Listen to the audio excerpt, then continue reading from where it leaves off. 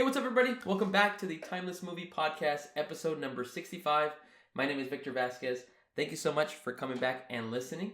I appreciate all you guys joining us for another discussion. We're going to be talking about a new movie, and it is episode number 65.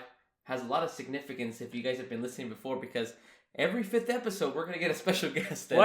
And that special guest is none other than my brother, Mr. Omar Vasquez. Omar, how's it going, man? It's going pretty good. I'm excited to be here for another fifth episode. Yeah. Dude, you kept your promise. Yeah. You delivered. You're trying to convince me over and over again. Yeah. Let's do 63. Let's do 64.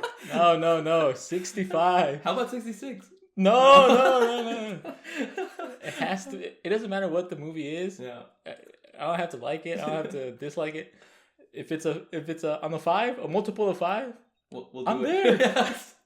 I can always count on them like that every fifth episode. Yep. But so guys, thanks so much again. What we're going to be talking about today is actually a new movie that came out in theaters. Didn't see a lot of trailers for it. Didn't know much about it until I started hearing more throughout different types of channels that I follow. And that film is Late Night with the Devil. This movie is in that horror genre. I will be completely honest, and you could probably tell from the different videos that I've done and discussions of movies, I am not a big horror fan. I have never really enjoyed horror, either it be like religious type of horror, body type of horror, gore. I've just never really been a fan. One thing for me is that I feel like all horror movies have terrible stories to start with. Not really that interesting to me like that, and some of the character decisions end up happening. I know that, again, the story's not meant for that, but like the character decisions are just not realistic. So dumb decisions. I'm kind of the same boat. Yeah. I don't really like... Well, I don't want to say too much because I have like stuff to say about horror movies, but at the end, let's do it, man. Yeah, kind of for the last segment. That works for me, man. I don't want to spoil it, but the last segment is timeless or not. Yeah, exactly. Okay. So besides that, I don't watch a lot of horror movies unless it's like during the Halloween. Yes, you might want to watch it just because that's you feel like watching it. It's like a season, a season that kind of gives you that feeling of like, oh, this I'm in the mood to watch a movie like this. And so, I completely agree with Omar like that. Like, again, it's got to be something very interesting and like that, or it's got to be something that's just like, oh yeah, like in the fall time, October, I might want to watch something scary, but... And even then, it feels good to watch them like in your house. Exactly. Cozy, with snacks, whatever. Somewhere where you're comfortable. Yeah. And we don't watch a lot of horror movies in the theaters. And when we do, it's like, it's a whole different experience. It's a completely different experience. You're with other people, strangers, you're like... louder speakers. Exactly.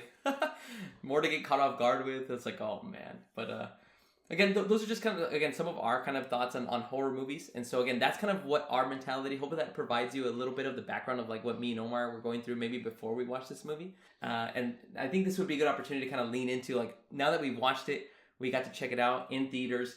Let's kind of just break down some of our overall thoughts. I have got to say that I was actually pretty blown away by this movie. Omar, I'm pretty sure you feel the same way, but to me, this was such an unusual type of a movie to watch. I think just because of the fact that, like we just talked about, a lot of horror movies that we've seen, and again, we haven't seen all horror movies, but in most cases, horror movies don't focus on the story. They kind of focus more on like trying to scare the audience, trying to give you a fun experience, and have you kind of, when you leave the theater, oh, I remember when this tried to scare me or this tried to scare me. The Late Night with the Devil has like the completely different type of a mindset where it tries to actually infuse the story so much and have you care so much about the story that the horror is like, it's there, but it's there in a different way. Mm-hmm. And so I really loved how unique it was to that. Again, it just played with those types of elements of like, again, being able to channel more of like the anticipation of like, well, where is the story going like that? Like, where is it like heading? And that's where the fear, I think, comes in, at least for me when I was watching it. So it was such a unique experience. Again, I enjoyed it all the way through. It's only an hour and 30 minutes, so it's very quick. It tells the story and it lets you know of all the characters that are involved. But also, I think what it makes it so cool is the way they shot the film. And I think we'll dive into that a little bit more, like a little bit later. But just to kind of let everybody know, one of the kind of pitches of like why I liked it so much is how they filmed it like that. The idea and the concept of like, hey, like this is like a late night show. This is what the film is about. And so I thought it was incredible. Again, it made it so unique in its own kind of space that it kind of grounds it to reality as well like that. It like felt so real. And like, oh, this could happen like that in some type of a way, right? Yeah, that, again, just overall thoughts. I know I'm kind of rambling, but I really enjoyed it. It was such a fun movie to kind of like at least kind of experience and go to the theaters to watch. Omar, what did you think, man? Any other kind of additional things that you thought about, like overall high level, before we kind of dive in? No, I mean, I think you said it all. Yeah, I can't really say much without diving in. Yeah. No, let's do it. I'm totally down. So Omar, why don't you're the guest, man. Kick us off. Let's start with pros. Like, what was one of your first pros, or one of the pros that you just kind of, as soon as you left the theater, that you were kind of thinking about, like, gosh, this movie. It wasn't even when I left the theater. It was while I was watching it. It was so it's supposed to be a late night talk show. Yes. You're watching. It starts with the opening. The intro says, we recovered this footage from the last recording of this late night talk show where something happened." Yeah. And then it just starts. Little like when the VHS starts. Yep. And so everything is filmed. Everything looks like it would if you're watching it on the 1970s TV. Yeah. The aspect ratio is super small. There's black bars on the screen. Yep. It looks like it's 480p. You know? It looks old, and it looks like you're watching it on the 1970s TV set. Yep. And oh man, I just love that. Yeah. That was really cool. Yeah, I completely agree. I think, and again, that's kind of goes into like what I was talking about for the overall thoughts of like why it was so unique. You see so many modern movies that try to use like, okay, this looks HD, this is 1080p, this is 4K, whatever like the new term is of like the different things of like aspect ratios. But this movie, again, it shows you like, hey, we're trying to make it seem like if you're back in the 1970s, this is like Omar said, like a VHS found footage. And I think this aligns with one of my first pros. It's almost like it's a documentary. Yeah. And it makes it feel even more real like that. It makes you feel like, whoa, okay, like like, yes, we're watching a late night show, like if you're watching Jimmy Fallon or Jimmy Kimmel, but again, of those times, like the jokes are kind of those times too. And then like just the way that they kind of went through that to commercial breaks, and then even following the characters in their commercial breaks, like to the backstage. I was like behind the scenes. Yeah. Behind the scenes footage. That was so cool. Yes. And the runtime is the show. Yeah. The runtime of the movie is the show. Yep. So the movie's an hour and 30 minutes, and you get an hour and 30 minutes nonstop. Yes. It's show, commercial break. You see what's going on, commercial break, back to the show. Yep. You see what's going on. There's never any jumps in time. And one thing that's so cool is like Omar described, like of no jumps in time. There's even points where after he does like an initial monologue, goes to commercial break, there's times where it doesn't even look like there's cuts. Yeah. Where like it just goes continuous. You see the main character, Jack Delroy, who basically kind of runs through, talks to his producer, talks to his guest, and then he comes back and it all looks like one continuous shot. And then the one cut is basically coming back from commercial. Mm-hmm. And it's like, man, that's so creative and like innovative in a way to kind of direct the movie like that. And I was trying to think before we started talking today, it was like of what other movie could ever kind of come close to like doing it that kind of a style. And I just don't know like of any kind of good example. And I don't want to put you on the spot or anything like that, but I was like, what other movie has ever made it feel like not like a late night show, but more felt like it's a part of this time or this period in life or something like that. Like it's so weird like that. It's so unique, but I loved it. And then you mentioned like the time. You know me, like if there's a movie set in the 70s and it looks and feels and sounds like the 70s, that's like one of my weaknesses. Yep. And this movie it opened up with like a song from the 70s. Yeah. The credits had songs from the 70s. Yep. And you were saying it earlier, like the jokes that Jack Delroy would say with his assistant, his partner. It was very much like really corny 70s late night show. And that just added to it. Because I like when something is set in the piece and it feels like when something's set in the time period and it feels like it's really from that time period. And there was nothing, and that's a good point, because it never made any joke that was modern, right? Never anything like that you would have felt like was like, this seems like it's out of place. Yeah. It never felt that way like that. And I'm glad that they did that, because I feel like other movies or other stories, like they might slip, because again, we're 2020s like that. Something slips and we're like, do people really think that way or say those kind of jokes in the 1970s? But I feel like they kept it very contained to that time of like... But you know what I like about it? Yeah. What I liked about this is that it kind of felt a little bit like satire. Yeah. Like what a late night show like that, like the satire. It was like so the jokes were so like corny that it felt like they were satire, like doing a satire of the 70s. Yeah. I kind of like that though. Yeah. because it made me laugh. It was funny to see. Yeah. Like, I wasn't laughing at the jokes. I was laughing at the delivery. The delivery, the situation. Yeah, like, I was laughing how stupid it was. But that adds to it. It adds like to the movie because it sets it up as like bringing your guard down. Yep. And then because everything's so lighthearted and everything's so jokey, and you kind of in the back of your mind you know something's gonna go wrong. Yeah. Something has to go wrong. And Omar described it really well. Is that the beginning of the movie explains kind of Jack Delroy's story. It almost makes you feel for his character so much, which is basically he's trying to do whatever he can to save his late night show, the Night Owls. That's all he's trying to do.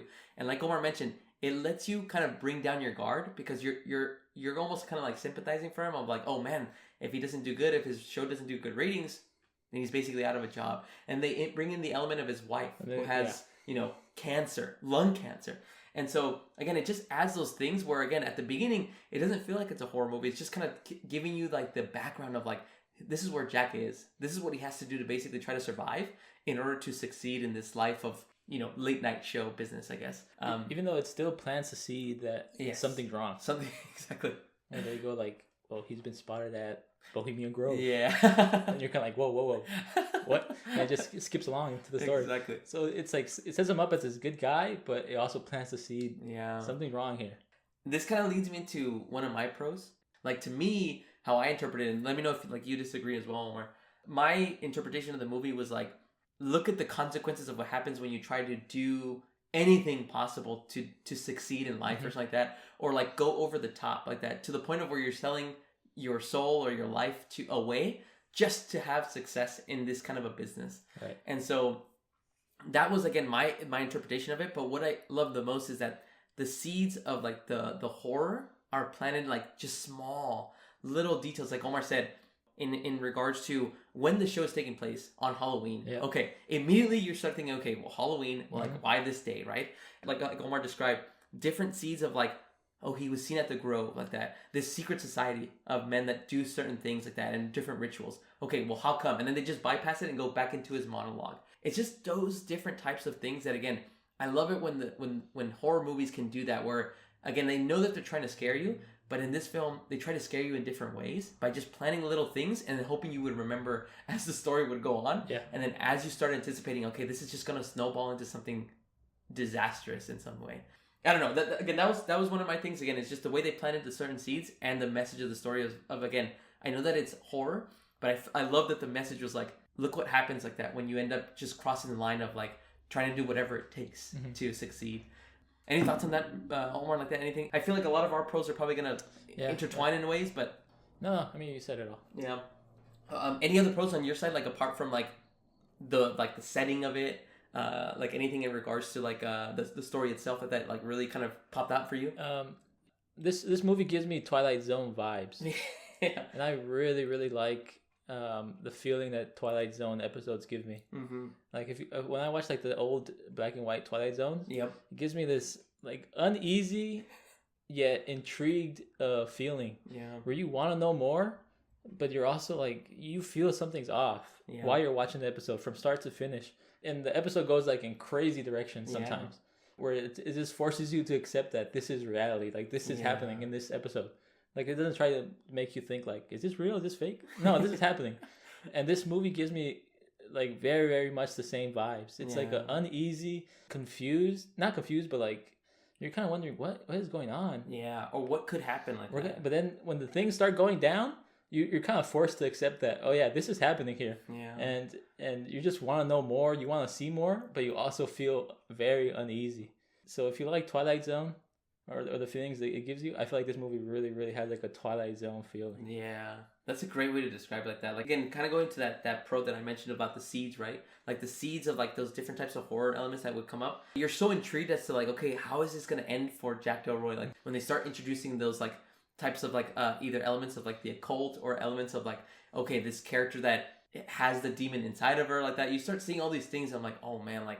And then, like Omar said, you can't escape it anymore. At that point, like of the third act of the movie, there's a point where there's no going back anymore like that. Like there's a skeptic on the show, and I really like that character because I personally feel like I'm a skeptic. You know, I like to disprove things, and there's a character that is disproving like every single act that was happening on the show, And at one point, it's just too late. You can't disprove anything that's going on.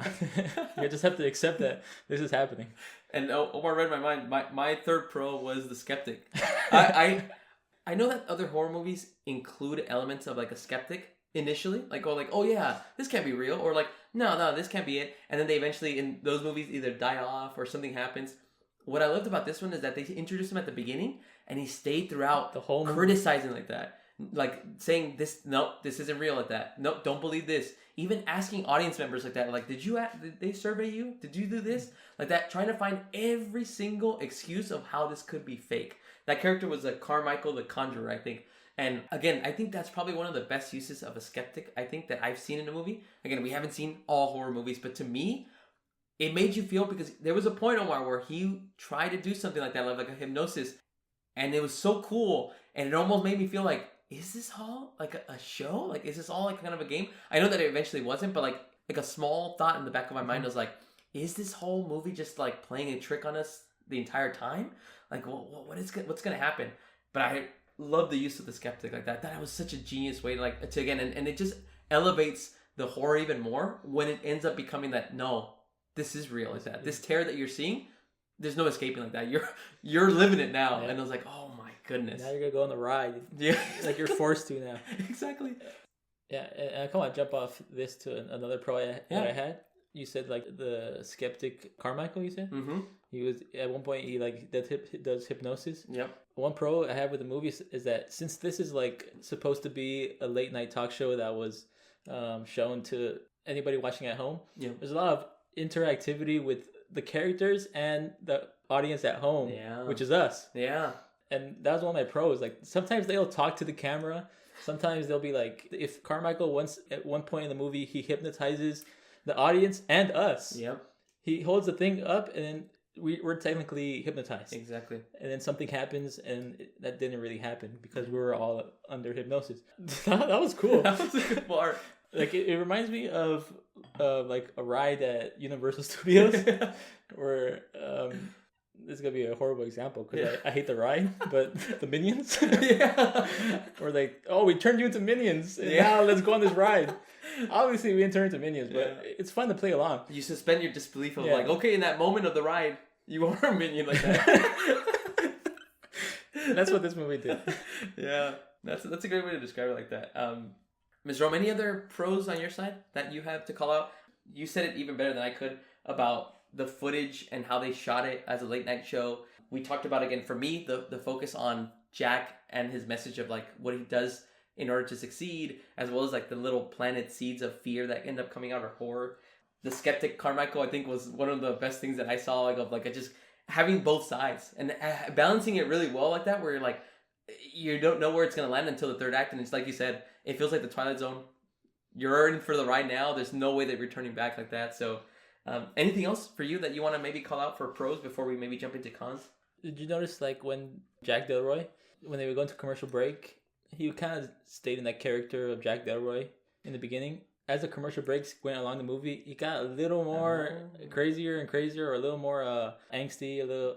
It's almost like he's losing it. Yeah, he's losing it. I like that. Like, that's a great point. You see him starting to kind of losing more, and by the end, he's going like full on anything for views, you know? It seems like at the beginning, he's like in control, like almost to a point of like everything's fine, nothing's going to go wrong with the show, we're going to succeed. And then as they start telling him that the show's getting better and better, he almost starts going like off that cliff of like, all right, then like no holds bar, like we're going to do anything like that. Yeah. Anything to show like the possession or anything of that nature, like. Or even like the way he acts, like he was like late night hosts don't swear or anything. In the beginning, the first few commercial breaks, he wasn't swearing when he was talking to other people. Yeah. And by the end, he was like swearing. He was smoking. He was. That's a good call. I didn't catch the smoking like that of like him just kind of. Yeah, he was kind of like losing that character of like Jack Delroy. Yeah, dude, and slipping into more of his real like who he maybe is out, behind the camera, like not in front of like the audience members. That's a good point, man. Nice, dude. I dig it. Let's jump into cons. I'll start off just because I'll be honest with you, Mr. Roma. Your paper looks blank right here. It does look like because of the fact that I actually don't have a lot of cons. We watched the movie on Sunday. It's been a couple days. Now, just because I don't have cons, I do want to make it very clear that does not mean that I think the movie is perfect in any way. I don't think any movie can be perfect as much as you might love it as well. I honestly don't have a lot of cons. There wasn't a lot of things that, to me, I felt made me kind of second guess or criticize. Again, Omar articulates things so much better than I can. He said it like that. Like, dude, you can deny it all you want, but like the Twilight example is perfect. When you watch a Twilight episode... Twilight Zone. Oh, Twilight Zone, yeah. Twilight episode. Not the vampires. Not the vampires. Good catch. Twilight Zone episodes. It's like Omar described. It's almost like a fear of like, oh man, what would I do if I was in this type of a reality? And you get that same feeling in this kind of a movie. And so again, to me, I was so in the moment of watching that movie that I just feel like after looking back, I was like, there's not a lot of things that I can kind of pinpoint or nitpick so far. Even from performances or from anything of that nature, I just thought the whole movie was unique. Mr. Rome, you told me that you had a couple, and so I'm really excited to hear like that. What were some of those things? You know what? I just remembered another pro. Yeah, tell me, man. Tell me. Like it's again with how it was filmed, how it looks to us, how it looks like it's old, or like the little camera tricks they pull. Yeah. Anytime Lily was on the screen, yes, she was a girl that was possessed. By a demon. If she would give like a look or maybe a little voice, the screen would shake, or it'll be all scratchy. Or there'll be like interference with the camera. Exactly. Yeah, small little details like that are cool. Or I forgot what happened, but her face changed at one point. Yes. After the static.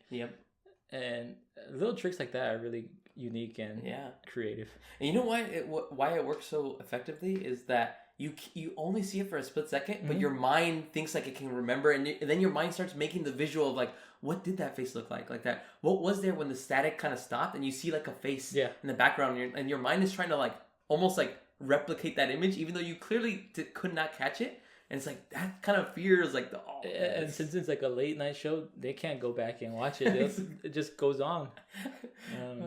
Anyways, the cons. Yes. And this one has nothing to do with the movie, actually. Okay. Remember when it started? There was like... I already know where I was going with this, I think. There's like 15... Yes. There's like 17... 17 production companies. There's so many. Like at one point it started to feel like a joke. At first I almost thought it was like, are they playing a joke until like what's happening here? Why are there so many production companies that are being shown at the beginning of the movie? It was a lot. The movie has no control over that. But something I didn't like, well, not I didn't like, but to me it's a con. Like the movies in general, up until like, well, everything was so unique to me in terms of like horror movies. I thought it wasn't trying to be generic at all. And I love that. I hate when movies follow tropes. And so I was hoping there wouldn't be any tropes in the movie, because I was liking the whole thing. And then it gets to the big climactic scene where the demon comes out of her. The doctor that she works with. There's Jack Delroy, and then there's the Skeptic, and then the assistant. Gus, the assistant, Carmichael, and then I think June is the doctor that works with Lily. And once the demon comes out, it starts killing everybody. Like supernaturally, like somebody would start getting hanged by their necklace. June would start getting hanged by the necklace. The Skeptic was burned alive. I didn't like that, because the movie so far was so unique in terms of horror movies that when it got to that part, to me, it felt very, very like run of the mill. Oh, this is a horror movie. I guess we have to show people dying in gruesome ways to impress the audience. Just show the fear like that. It's like the movie was going in a direction where I feel like we didn't really need to see that. I feel like I didn't need to see like, because it kind of took me away from the experience. Really? Yeah, it took me out of it. I saw that and I was like, here we go. Like, these over the top horror movie kills. So that part took me out of the movie. I would have very, very much preferred, because after that happens, Jack Delroy kind of goes somewhere else, like mentally. Like into like a dreamland. And when he comes back to it, he's back in the studio and everybody's dead. I would have loved if he just came, they didn't show anybody dying. He comes back into the real world and everybody's dead. I feel like that would have had a bigger impact probably. So you're thinking of like almost where it's up to the audience to decide whether it was like the demon or if it was him himself, right. that did everything. That I feel like that would have been That's a good To point. me, I would have liked that more. Yeah. But I understand why they did that. Why they showed it. I didn't have a problem with them killing like that. Like you said, I think every genre has like these tropes that seem like they have to kind of in a way show themselves. In this one, it was basically the demon causing havoc on the set of that show. So to me, it wasn't a big deal. I do like your idea. I feel like it would have been cool if, like, again, something unique where it leaves it to the audience's interpretation of like, well, who is the monster? Who is the demon like that? Is it Jack Delroy? Or is it this being that we've been seeing that like is trying to portray to us like it's this girl where she has a demon inside of her? That's a good point. I accept that like that. Yeah, that makes sense. Again, to me, it didn't bug me like that. I it's coming in every horror movie. There's gonna be some gruesome deaths in some way. I'm just glad that it was kind of quick and it didn't take too much. Like it didn't overstay its welcome. Yeah. It was just quick, to the point, out of the way, and let's get into that dream world that Jack Delroy's going down like Which that. was really cool. The madness, yeah. I was like, oh man. Any other cons, Mr. O? That's all I could think of, to be honest. I think, again, this kind of just goes to show you, again, even those like slight little nitpicks, the production companies that were coming out. But you know what? Congrats to the production companies that all of them participated. Like, they made such a cool and unique movie.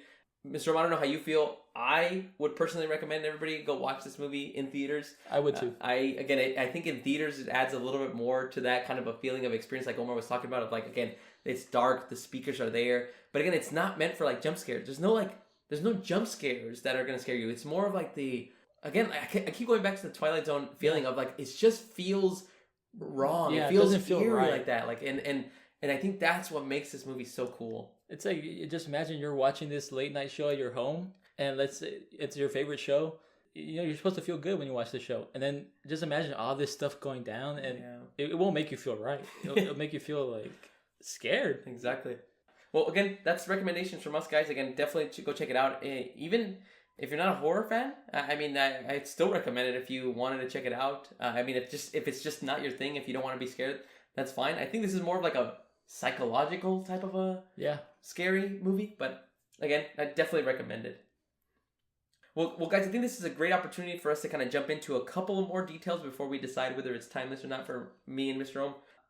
Omar, I want to start with your favorite performance. I'll let you go first since you're the guest. Of all the folks that you saw on the movie, from Jack Delroy to Carmichael to Lily, who's that one character that just stood out for you that you kind of enjoyed watching?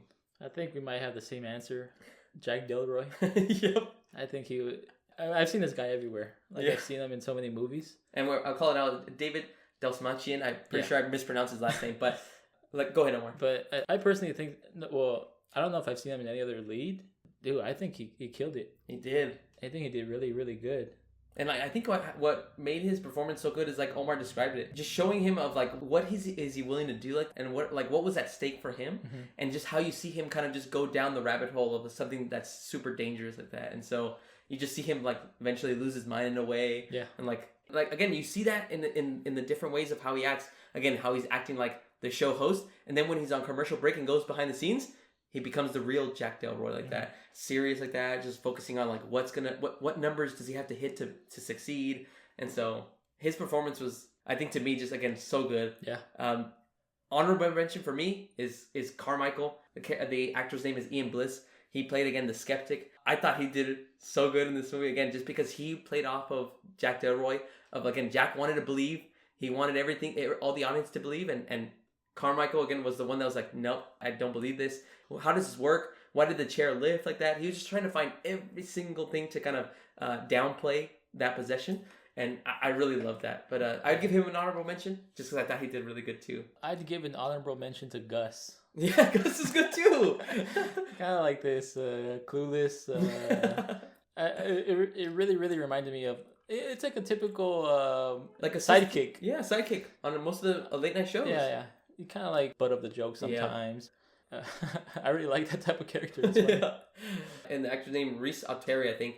Apologies if I mispronounced the name, but again, as Gus, I think he was cool too, because like I like how he got involved after when he started finding out that they wanted the possession. Yeah. And knowing that he's like a man that's very religious, is like telling Jack like, you can't do this. Yeah. You have to stop. If you do this, we're gonna walk out. And then like Jack just no sold him. Was like, Doesn't matter. You get back to doing your job, and like we're gonna succeed in the show. And I'm like, whoa, like, and you just feel bad for him. But like again, he just plays kind of like the goof on the show. But like then he shows like his real side of like just being scared of the whole situation. He's kind of like the audience. Exactly. Yeah. You need a character like that to really show the difference between him and Jack. Yeah. Or exactly. Us and Jack. Us and Jack. Yeah. That's the way Greg would describe it. As he's like the true audience member of like we're looking almost through his eyes at that in a way. So good. Mr. Ohm, last thing before we move on to like the timeless question, favorite moment of the movie. Anything that kind of stood out to you after you watched it, like this scene or this moment, like this is my favorite. It was probably the hypnotist scene. Yeah. Probably just the part where he's that swirly black and white scene is right in front of our eyes. Not what happens afterwards, like all like the gore and stuff. Yeah.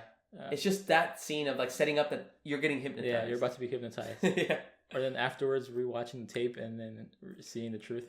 I think it's one of the coolest ways for a movie to tell you that you just got fooled in a way like that. Because you like when we saw it and we were like, whoa, is this actually happening like that? Yeah, like it was so exaggerated that it didn't fit the tone of the movie. I was like, whoa, but what's happening? And then after you saw the replay of it, and then you're like, you just got hypnotized. I was like, yeah, I guess I did. You got me. You got me.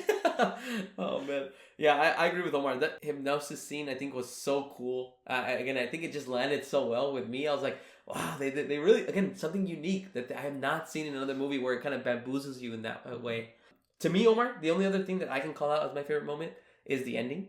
To your point of like how you wish it would have been maybe Jack that had done all the killings. To me, I love that it ends with basically him killing Lily and then just the sirens in the background. Yeah. And then it's just like going back. I know I sound like a broken record, but it makes you feel like something's wrong, and you're like Twilight Zone, and you're like, is this really how the movie's gonna end? Like with him, and like so everybody's gonna basically think that this guy just killed everybody, or what did he cause on this show? That feeling of like dread of like, holy crap, like that again, it makes you leave the theater like, damn, like what did we just watch like a late night show for real? This felt real, like found footage, and I was like, oh man. Yeah, I was up until that point. I was wondering how this movie was going to end because I was starting to get a little worried because I was like, this movie is great so far, but how is it gonna like close this off? Yeah, and like I really didn't want the demon to kill everybody, even Jack. Yeah, I was like, that's kind of cheap.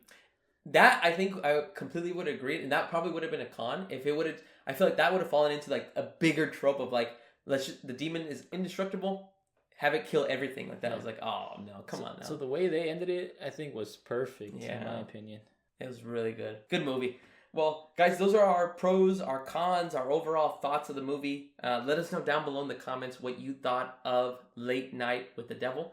Before we go though, we have one more segment, and it is to decide for, I guess, between me and Omar, is Late Night with the Devil a timeless movie? And what I mean by that is, again, would you rewatch this movie over and over again if it was on TV, if it was showing somewhere, if you wanted to recommend a horror movie to a friend? Would you choose this as a movie that, again, in the future, would be a movie that you can definitely rewatch? Mr. Rome, I'll start with you. What do you think about that question? Is this movie, Late Night with the Devil, a timeless movie for you, in your personal opinion? You know, like usually like horror movies aren't timeless for me. Mm-hmm. Because I feel like horror movies are usually always so uneasy and uncomfortable to watch. Yeah. That I wouldn't see myself watching it again. Mm-hmm. Except for the really, really good ones. Like the ones that prioritize the story more than the shock factor. Exactly. So I would consider this movie timeless for me. I would rewatch this movie. Like it has potential, or is it like it is like timeless at that? Just talking about it right now, at first I was like, it has potential, but just talking about it right now, I think I will rewatch this movie. Yeah. And especially since it's set in Halloween, this could be a for sure Halloween watch. Yep. Every year or something. Most definitely. What do you think? I'm also, again, I'm on the fence. I'm a potential. Here's why. Because it's religious? No. No. To me, what makes this movie so cool and unique is that, again, the first time watching it, you don't know what's happening like that. You don't know like the path that it's taking you on until you get to the end, and then how it ends with Jack basically, alone in that set. I don't know if watching it a second time, if I would enjoy it like the same, because again, the first time watching it, it just feels like, again, like Omar mentioned, something's wrong. Something feels like it's off. You feel like something is there that's going to go bad. And now that I've seen it already, I don't know if I'll have that same kind of... Obviously, you're not going to have the same kind of anticipation because you know what's coming. but I'm still leaning towards it is a timeless movie, because of the fact that, again, like Omar called out, the story is the main focus. The jump scares are not. Again, it tries to show you and flip horror on a different kind of a perspective, where, again, the horror is more in like, what are the decisions that Jack makes to get to this point like that, and like, did he make the right decision? Most likely not, because of what all the chaos that happened. So to me, again, in my personal opinion, I think it has the potential to be a timeless movie. I would rewatch it again, and like Omar stated, during Halloween. I don't know how many times I'll watch it again, because I know that to me the fun factor of it was not knowing, going into the theaters and not knowing what to expect. Now that I know what to expect, it's like, I don't know. And it was really tough, because then I started thinking, okay, well, let's think a couple weeks back and we talk about Dune. We saw Dune 3 times. I have no anticipation for that movie because I know exactly what's going to happen every single time. And yet every single time I still get goosebumps. Every single time I still enjoy those different moments. And so now I'm going to say, like, did I get goosebumps watching Late Night with the Devil? No. Like, but I think what would be my biggest decision of rewatching Omar is having like a night where you watch it with somebody that hasn't seen it. Yeah. That would basically be my biggest motivation to, like, you know what? I think it is a timeless movie, because I would keep introducing this movie to people that have not seen it during Halloween or during like a specific season of, like, you know, just watching scary movies. So again, long-winded answer. For me, potential to be timeless. It definitely is like more in that line of it is a timeless movie, because it just, again, the story is so engaging that it keeps you wanting to know more about it. So all right, on the fence, but like, again, I know it sounds like I'm on the fence, but I'm leaning towards has that potential. Oh, man, you're breaking your own rules here. That's what I'm about, man. I'm about breaking those rules. I was supposed to for sure say this movie's timeless, or no, it's not timeless. That was the point of this whole. I feel like the creator of this thing, I have the choice and the leeway to gotta go around that. You know? Awesome. Hey, well, Mr. Ohm, thanks so much again. I appreciate you coming on, man. I can't wait to see what episode number 70 has in store for us when you come back. I appreciate you, man. Any final words on Late Night with the Devil? Anything else that you want to kind of throw out there? No, I think I said it all. Yeah, it was good stuff. Again, thank you so much for anybody that stayed all the way through. My name is Victor Vasquez. This has been Omar Vasquez as well. This has been episode number 65 of the Timeless Movie Podcast. Thank you so much, and we'll talk to you guys on the next episode.